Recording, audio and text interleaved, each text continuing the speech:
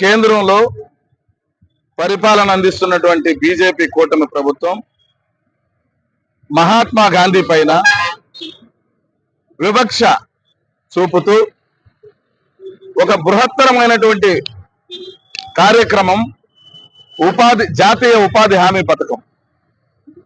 అప్పట్లో మన్మోహన్ సింగ్ గారి నేతృత్వంలో మహాత్మా గాంధీ ఎన్ఆర్ఈజీఎస్ పథకంగా నామకరణం చేసి మన రాష్ట్రంలోనే అనంతపురం జిల్లాలోనే ప్రారంభించడం జరిగింది.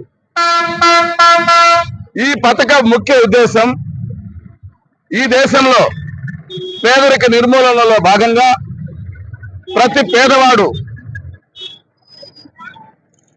పనికి పోయి కనీస వేతనం తీసుకొని తన కుటుంబాన్ని పోషించుకునే భాగంలో ఆ రోజు ఈ పథకాన్ని ప్రవేశపెట్టడం జరిగింది.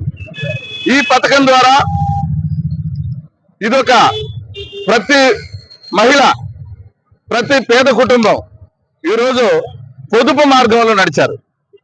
ప్రతి ఒక్కరూ స్వయం ఉపాధి సంపాదించుకున్నారు, వారి కుటుంబాన్ని వారు పోషించుకున్నారు, వారి పిల్లలను చదివించుకున్నారు. అలాంటి ఈ పథకాన్ని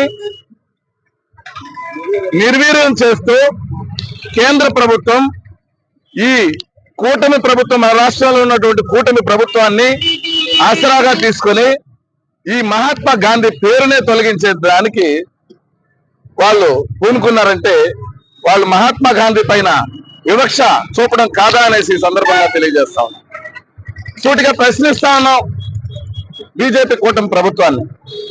ఎందుకు మీకు అంబేద్కర్ అంటే చిన్న చూపు? అంబేద్కర్ ని అవమానపరుస్తారు. చట్టసభల్లోనే అంబేద్కర్ కు ఘోరమైనటువంటి అవమానాన్ని సృష్టిస్తా ఉన్నారు. అలాగే మహాత్మా గాంధీని ఎందుకు మీరు అవమానపరుస్తా ఉన్నారు? మహాత్మా గాంధీ గారి కంటి అద్దాలు స్వచ్ఛ భారత్ కు వాడుకున్నారు. మహాత్మా గాంధీ పేరుని గ్రామీణ ఉపాధి హామీ పథకంలో ఆయన పేరును తొలగించారు. అంటే మీరు ద్వంద్వ నీతి మహాత్మా గాంధీ పైన ఎందుకు?